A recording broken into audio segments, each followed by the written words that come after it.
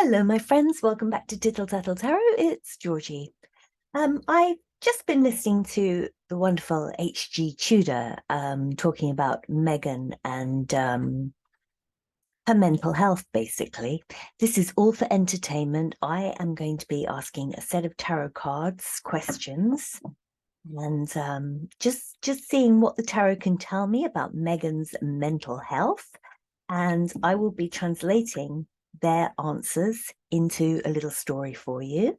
And this is all purely conjecture and it's all for your entertainment only. None of this is fact. But H G Tudor is a very well-known personality who knows all about narcissism and is in fact a psychopathic narcissist. I think that's how you say it. And this man has a great deal of knowledge. And he was just sort of perusing an article that had been written about Meghan's mental health. And I just thought it would be very interesting to just ask the cards just about her. So I think what I'm going to do, first of all, is pull a Celtic cross. And I'm going to ask Tarot of the Abyss just for some history about Meghan's mental health. Now, I think it goes without saying that she is a narcissist. H G Tudor has long since said that she is. He's been following her for a lot of years, and he says that she is. I don't disagree with him, and I think that most people now don't disagree with him. This is all, for speculation, for, for entertainment. But I think it's probably well known that, yes, she is a narcissist. But how much further does this go? So let's pull a Celtic cross. And all the time I'm just thinking about Meghan's mental health. Sort of from childhood, we're going to go from childhood to where she is now. So I'm going to go for the underlying energy first of all. So we're just going to pick a card for the underlying energy. And we've got the Empress in reverse. It always comes out with this woman. Always. Queen of Wands, Empress in reverse. So we'll come back to that. I'm just going to start pulling the Celtic cross. Now, this is all about mental health, remember. Meghan's mental health. So we're going for the central position. Okay. Crossing it.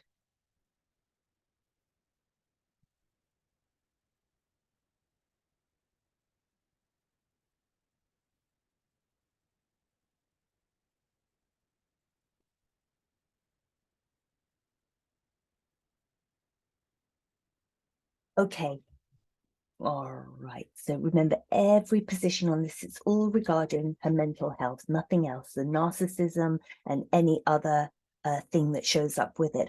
So our very first card here that we pulled out was the underlying, the influence, what colors everything, the Empress in reverse.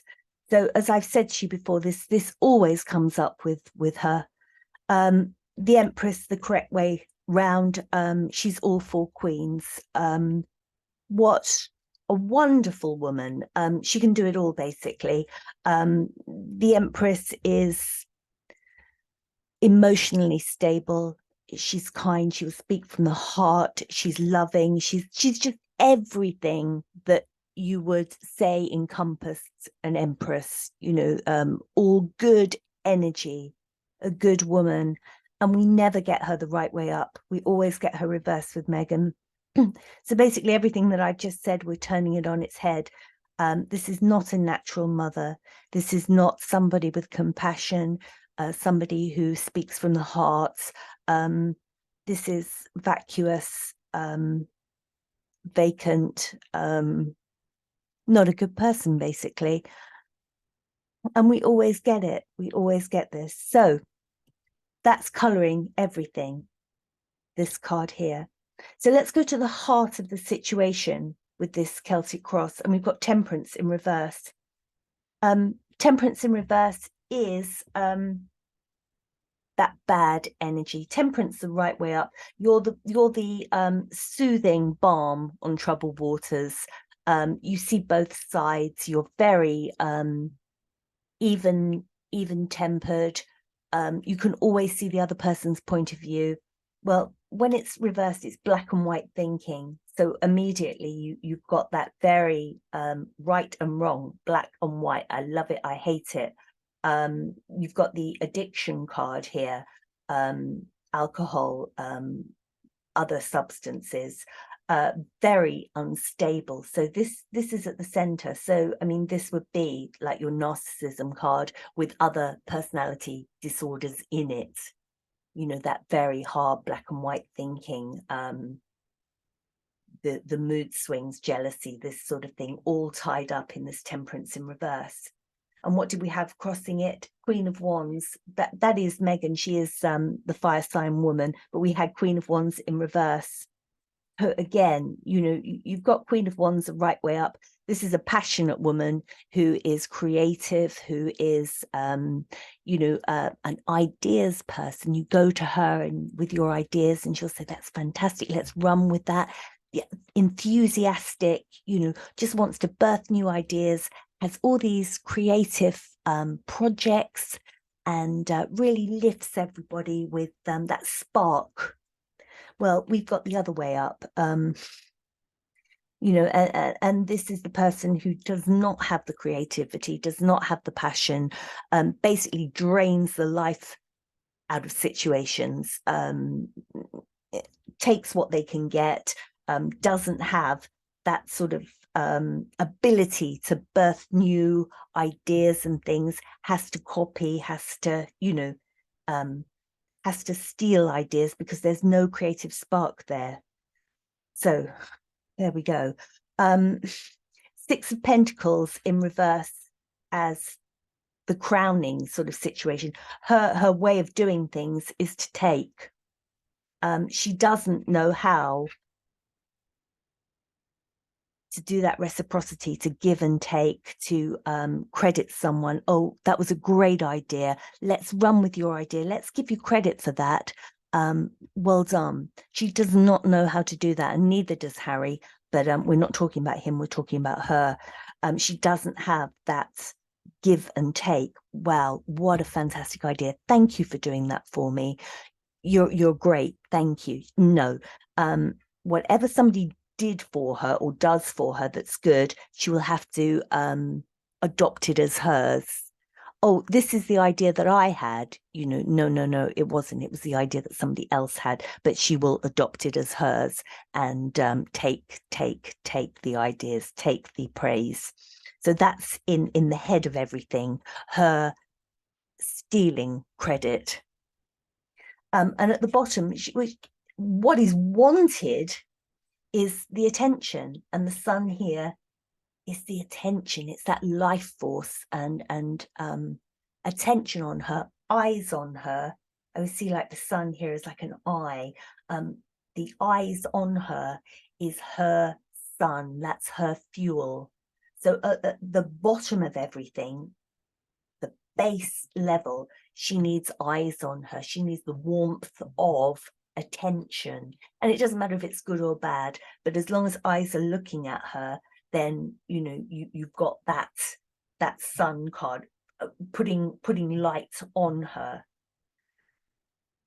So in the past, very recent past, you know, just cannot work with people. Two of Cups is union, working with people, but because of this no reciprocity, no give and take, only take, she cannot work with people. And whether that means romantic love and romantic relationships, or whether it means just business relationships, this person cannot work with people. It's just impossible for her. There's no way that she can be a union with, whether it's a business or other people. It won't work because her way is always right. And then in the future, well, because of the way all this is laid out, I mean, my God, what a negative set of cards here. Because of all that, she's lost her choices. You know, this woman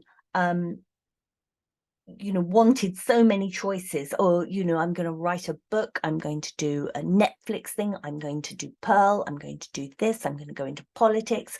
all these choices, 7 of Cups.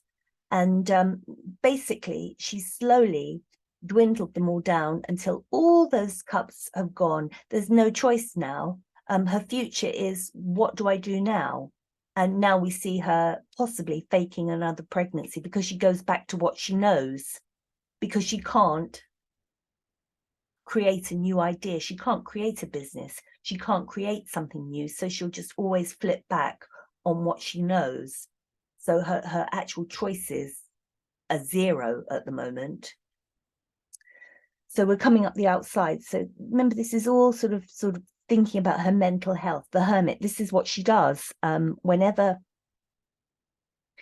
she is feeling threatened, or whenever something hasn't worked, she'll take herself into the Hermit. Now, the Hermit can be quite a good thing, you know, that the Hermit is often quite wise, and you know, if you follow the Hermit, he'll lead you to a safe place. He'll lead you out of any danger. But the Hermit can also be that enclosed, locked away person who isn't sharing their emotions. And this is the way that I read it with Meghan, the Hermit that locks themselves away and takes themselves apart to lick wounds, because poor me, it's all gone wrong. So the Hermit will take themselves away, and that's the way she copes with things. A bit of a sort of 4 of Swords moment.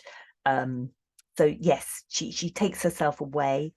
And what do other people see looking inwards? They see just fighting.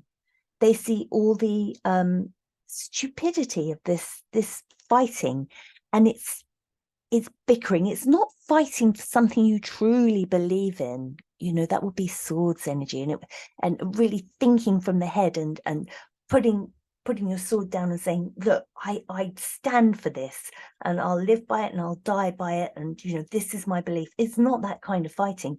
This is just, I want the upper hand. I'm going to win at any cost, and just bicker, and just that childish fighting. That's what people see from the outside. And the universe says, I mean, look, if this isn't a mental health card, I don't know what is. The 6 of Cups, I mean, you've got nostalgia here, but this woman is not nostalgic. She's not thinking back to her childhood, to good times. This is, you can just look at this. This is a mentally disturbed card. Things on someone's mind that are just haunting them. And we've got it in reverse, and I think that just sums it up, you know, the mental health card. And this is the universe saying, you know, your mind will be your downfall. The way that you tick, the way that your mind works will bring you down, because it's a very, very unhealthy way of thinking. You have no compassion. And I think this is the universe saying this. And then, you know, the top card here is death.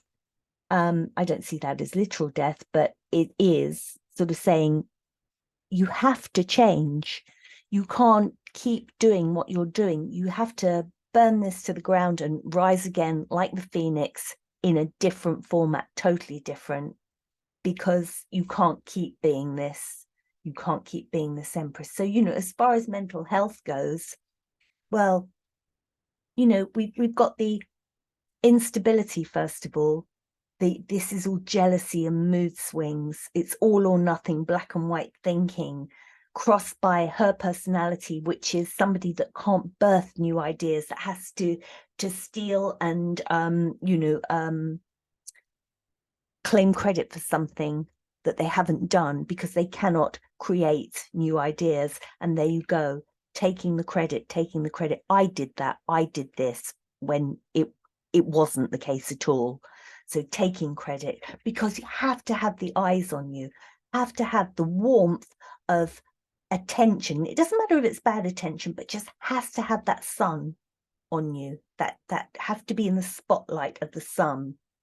And the actual personality as such can never work with other people, whether it's romantic, or whether it's business, or what it is. There's no union there, and if there is, it never lasts. that typical narcissistic thing, cannot hold relationships, cannot do it.